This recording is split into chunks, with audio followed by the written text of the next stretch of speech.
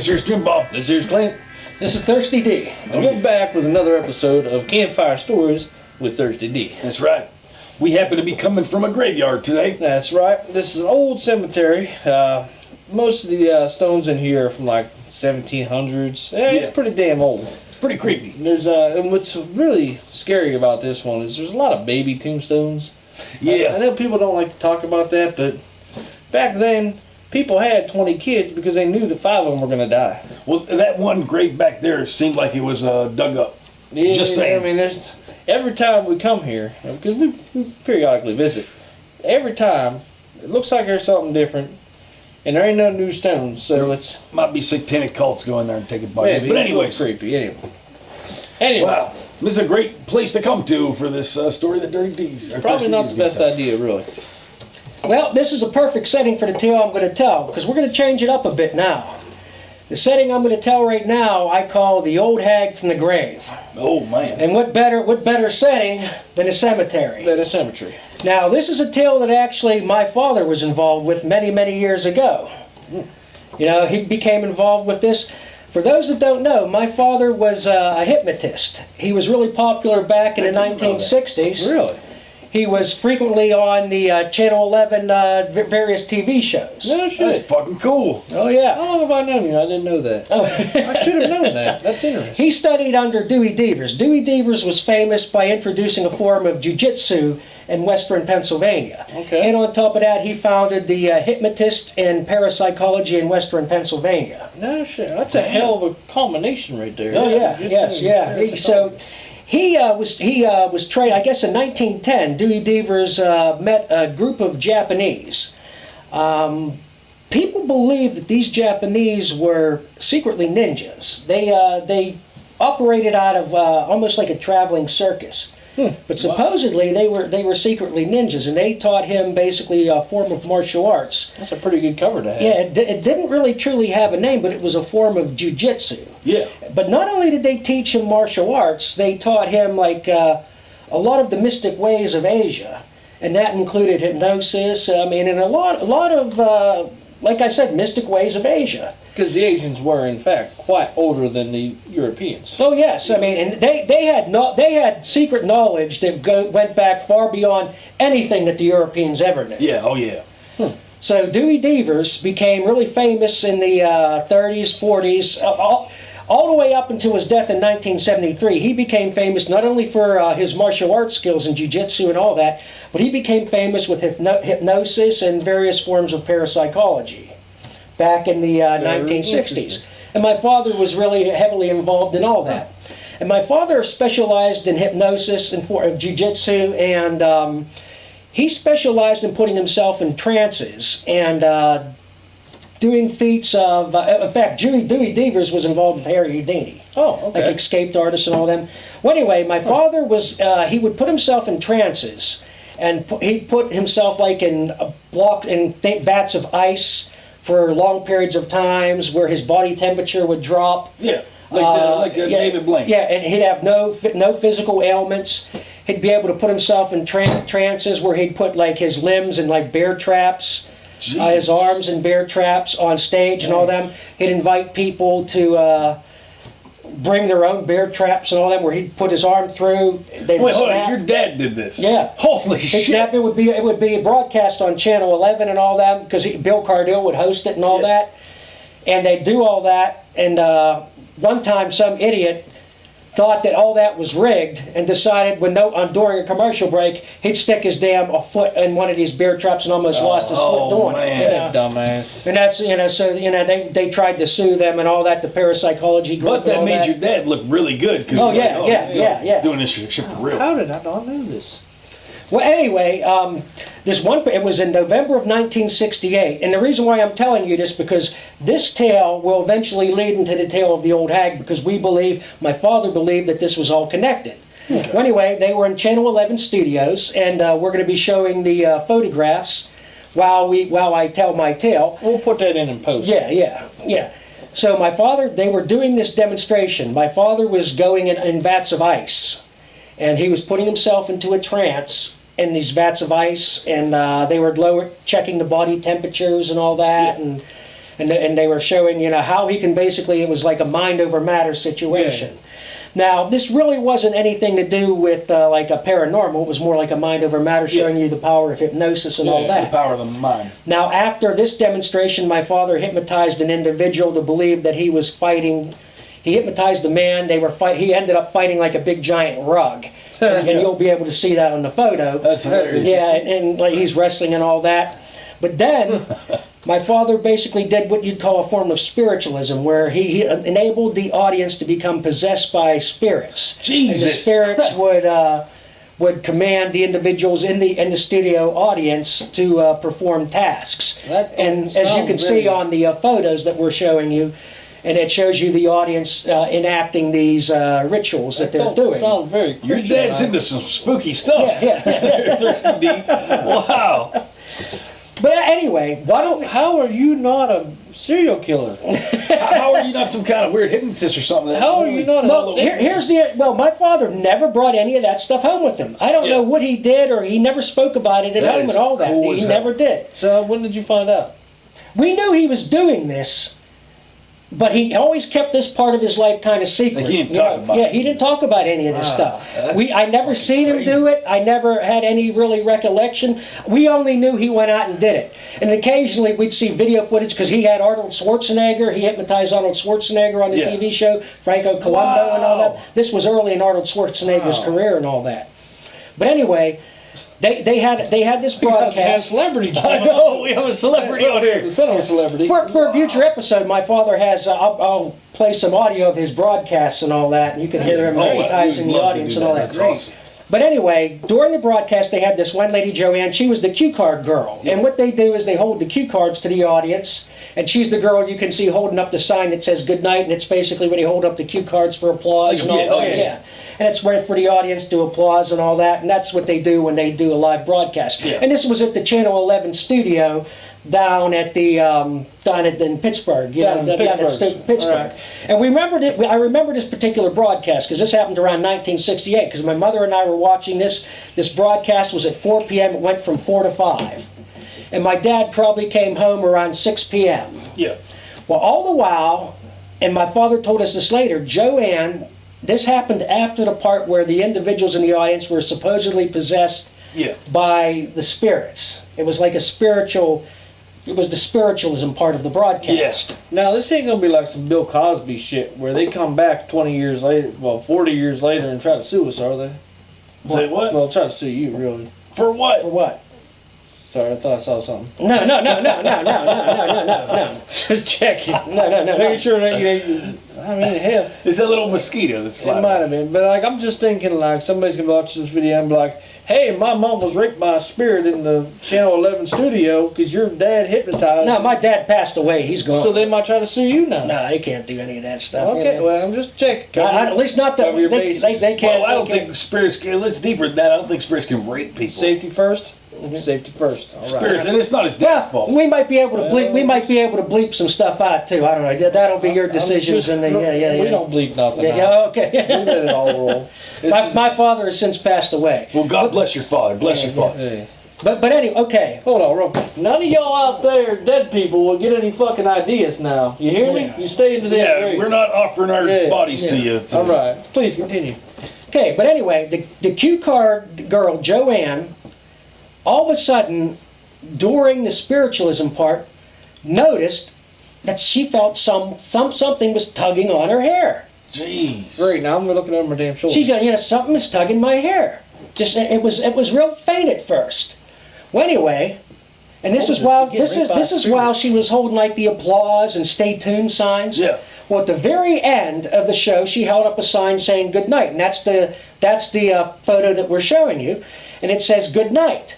And all of a sudden, at the very end, she felt a giant tug on her hair, and it yanked her head back, and you could see that on the broadcast. Because I remember watching that with my mother, and I'm like, well, that was odd, but we didn't think anything of it. We thought like, oh, it just seemed before odd. VCRs and stuff? So you Yeah, could have it. yeah. recorded? This is 1968. Yeah.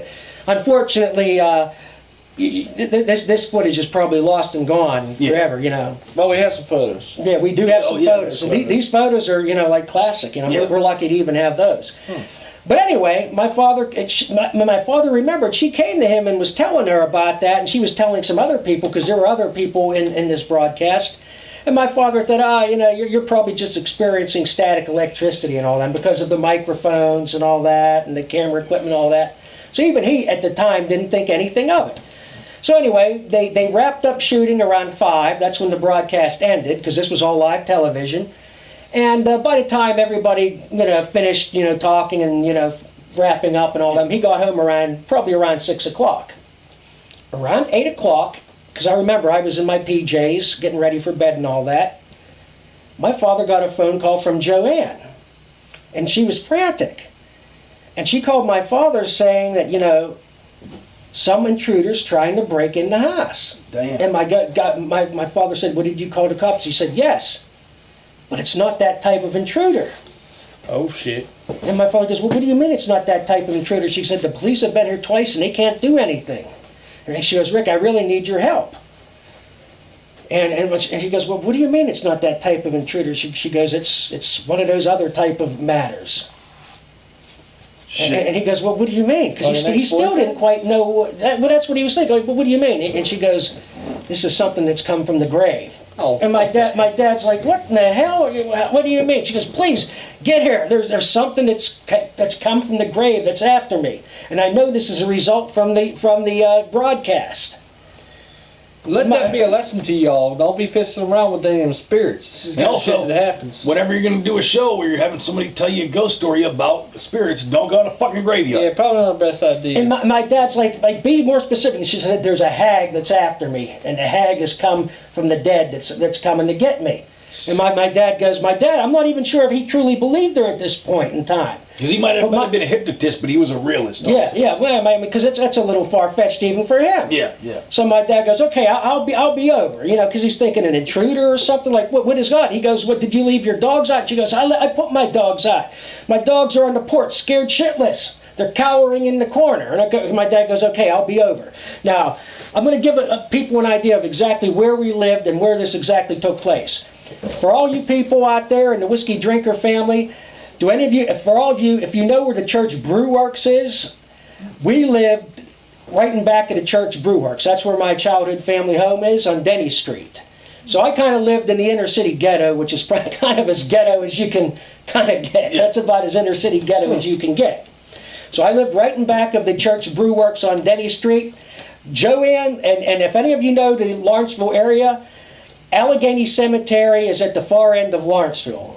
Are you two familiar with Allegheny Cemetery? No. Allegheny Cemetery is an enormous, giant, and I do mean giant cemetery. I don't know how many miles it is, but it's several miles long. We'll see if we can find a picture and put that up on the post. And it is surrounded by a giant stone wall.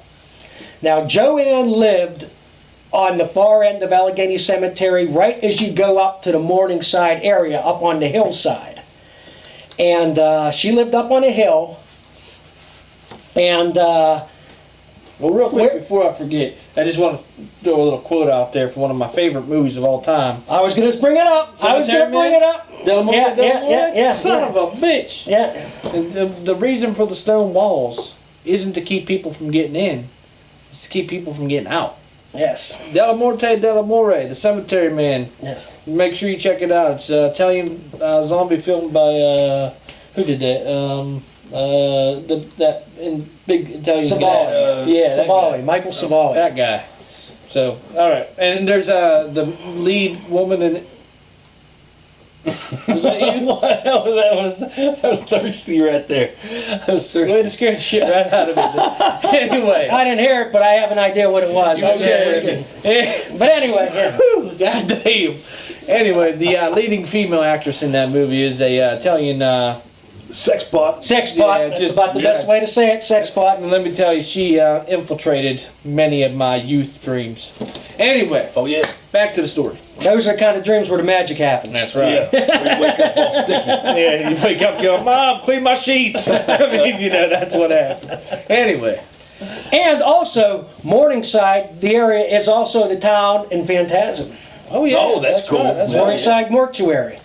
But anyway, Joanne lived up on this hill right above Allegheny Cemetery, where you can actually look above the wall and see into the cemetery. Just so, and that's going to play a part into this story. Interesting. Well, anyway, my father decided to drive over to Joanne's house, which probably took about 10 to 15 minutes to get there.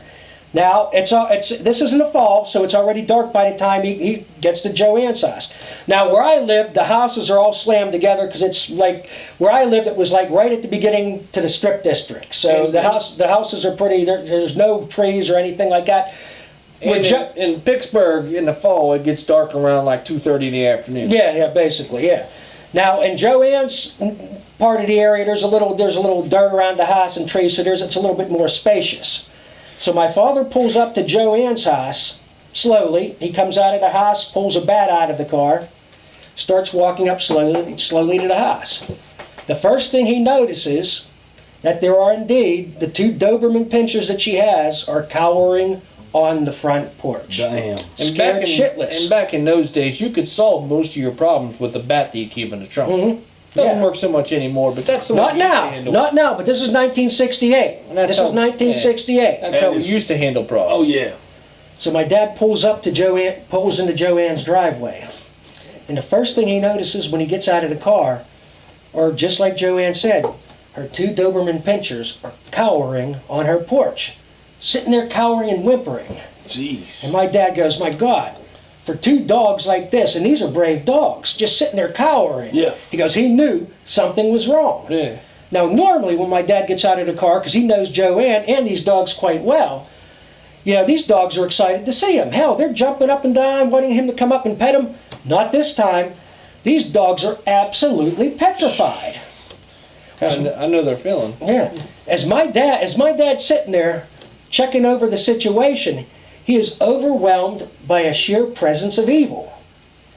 My dad's in tune to the psychic vibrations because that's what he does. Yeah. I'm not saying he's an expert, but he's pretty, he has a lot of experience in this type of thing with his history of hypnosis. He's got his own such. little spider sense. Yeah. So as Spider-Man would say, he's got his spider senses tingling. So as he's sitting there taking in the situation, he begins to hear movement coming from in back of the house. And slowly, as he's facing the house, coming from the left-hand side of the house, he starts to hear what he says is the sound of shuffling feet. Slowly rubbing against the silent mud of the ground, he hears the sound of shuffling feet. Now, mind you, it rained the day before, so the ground's kind of muddy.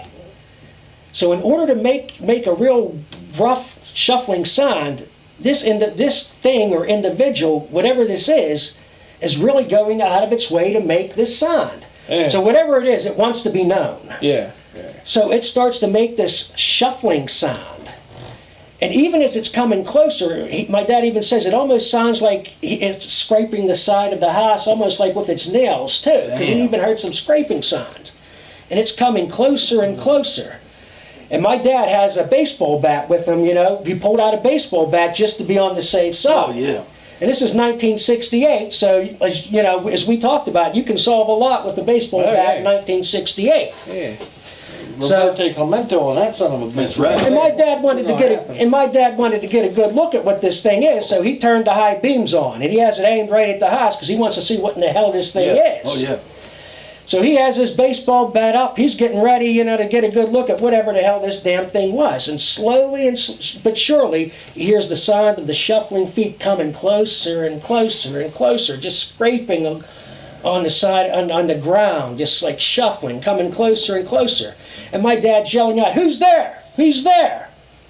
Nothing's answering. All he just hears is the sound of those shuffling feet coming closer, and occasionally he hears like a scrape, almost like the sound of like fingernails going against the chalkboard. So whatever it is, it's definitely deliberately making its presence known. So as my dad's getting ready, to swing a bat if he has to, it's coming closer. So it's almost there. It's almost ready to turn around the bend.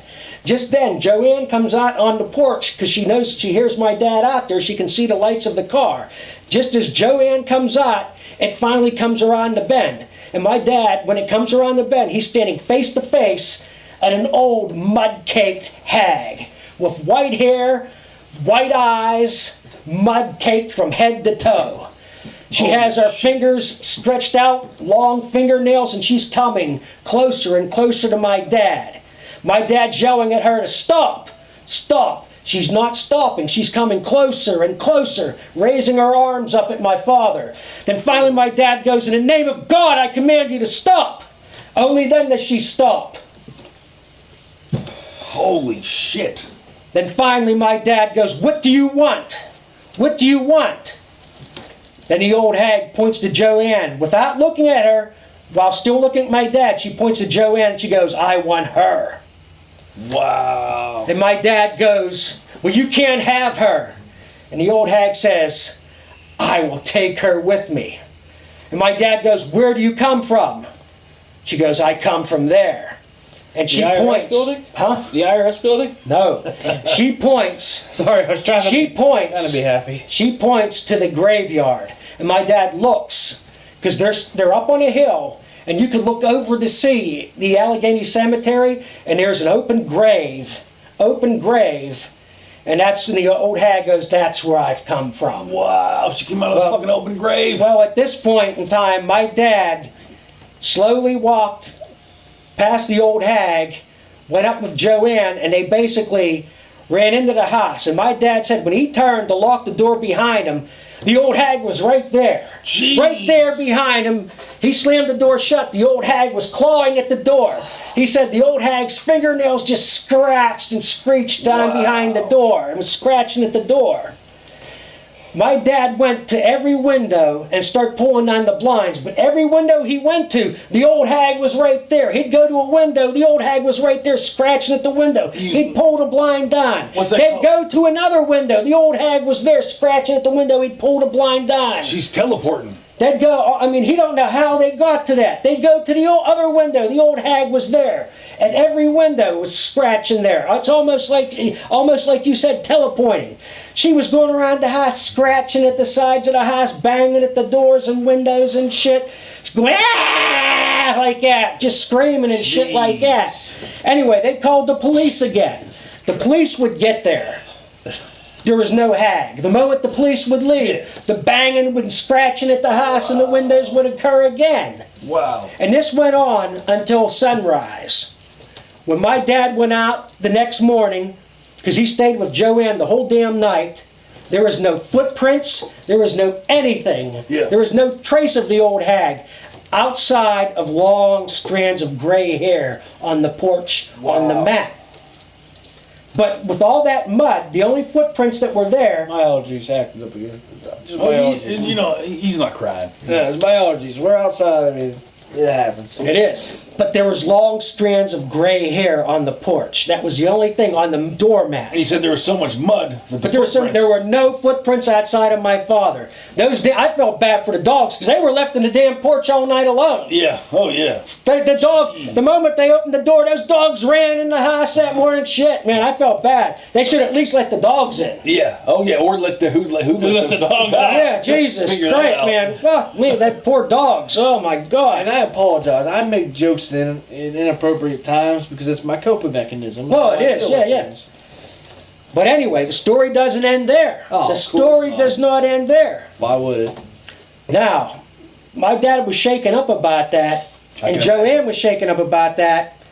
The very next day, when my dad came home, on our mat, we had long strands of gray hair on our porch. Wow. They knew it was where he lives. And this is before my mom knew what even went on. My mom found the gray hairs on our doormat. Yeah. She thought your dad was cheating on her, didn't he? No. Yeah. She knew about that.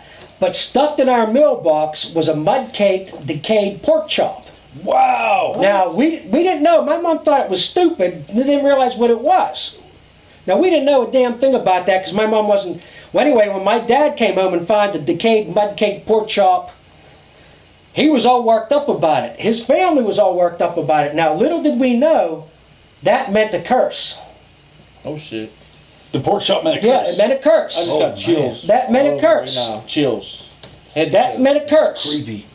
Now, several days after that, we had like mud-stained hands on our windows, mud-stained bare footprints on our porch, Holy shit. but no footprints leading to the house, just on our porch, our stoop. and on our windows, like scratches and handprints, and then long strands of hair on our doorstep, on our stoop. Wow. Do you still have any of that hair? No, this was back in 1968. Just thinking, if you still had some, you could have it tested. Yeah, this is back in 1960. I was a little kid back then. But if you had it tested, all they could tell you is this is from a lady, human. Yeah. You wouldn't know that she's a Back monster. then, you didn't think of that stuff. That's true. Now this went on for a couple days, but then nothing came of it because they did some kind of ritual. Because our families was in that kind of, they had like Aunt Carmela and all that stuff, like our dad's family. They were into anointing it with oils. They knew all that kind of mystical stuff. Burning sage. Yeah, they knew all that mystical shit to get rid of the curses and all that stuff. And they did the same with Joanne and all that stuff. Yeah. So they were able to get rid of whatever it was. Because they knew all that mystical shit. Because I do remember, we had people coming over to us that did all kind of mystical shit, and I don't even know what that stuff was. But whatever it was, we didn't have any problems after that. But I do remember, because my mom didn't know any of that. My mom wasn't into any of that shit. She didn't know any of that stuff. But yeah, it was strange. I do remember that morning, even before my dad came home, my mom seen these long strands of gray hair, and then she seen all these like scratches on our window, and like mud caked hands like splattered, and You had an interesting childhood. it was say the least. really weird and shit. But I that don't think interesting is the word you're looking for. The scariest shit. Terrifying is probably the word you're But looking for. Both Joanne and my father had nightmares regarding this same hag that was yet tormenting them for a while. I can understand that. I'm going to have nightmares tonight just hearing the But story. they believe that when they were having that broadcast, that something came through. The door was opened and something came through, and for whatever reason, Chose Joanne. it was after Joanne, and my father interfered. Then it took you, went to your father. Basically took some revenge out on him. Man, you're for lucky it interfering. didn't go to you. Yeah, no shit. Thank God. And then it Thank went to God, us. Yeah. Well, that happened in 1968, so thank God. But if any of us wake up with strands of hair, anywhere laying near us, we know Oh, we man. know something heard this tale. All right, I pissed myself a little bit, guys. And- Judge me. If any of the Whisker Drinker family wakes up by listening to this tale, if they have any strands of gray hair laying by their pillow in the morning, Yep, you know what's going on. you know what's going on. Well, let me say real quick, if that lady came to my house, I'd kick her right in the fucking face. That's some old lady. I'll be able to beat up some old lady. I mean, I want to, but if she was, threatening me. I don't know. Those Dobermans were pretty scared of her, though. Yeah, but Now, to touch real quick on the story, you said that your father told her, that God commands it to stop. To the name of God, Yeah, stop. I command you to stop. So you thinking it's a demon or So something? I'm thinking, if I take a bullet and I put some crosses on the bullet, could I shoot it then? You think that might work? Don't know. It's worth a try. I'm gonna fucking find out. That's the It's damn worth a story. try. That could be an episode of Will It Stop Bullet? well, Right there. Hopefully we never have to find out. Yeah. Wow. All right, well, that was another campfire story with Thirsty D. That was the story of the old hag from the grave, and goddamn it, I'm terrified right now. That's a fucking amazing story. Well, we'll see you next time. Next time. All right.